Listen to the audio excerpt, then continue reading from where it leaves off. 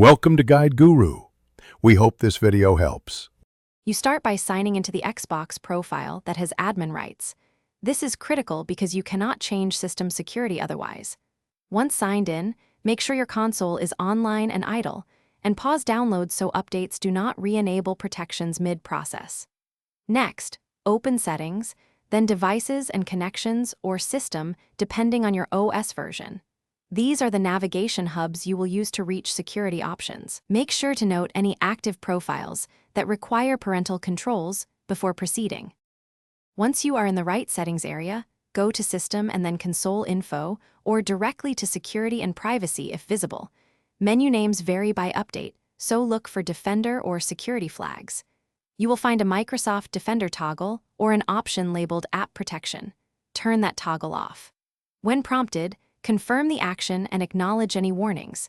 This disables real-time scanning for apps and downloads. If an additional confirmation asks for your Xbox password, enter it to finalize the change. After disabling Defender, restart your Xbox so the settings fully apply. This ensures any caching or active services reset. Make sure to test the app or game you needed to run.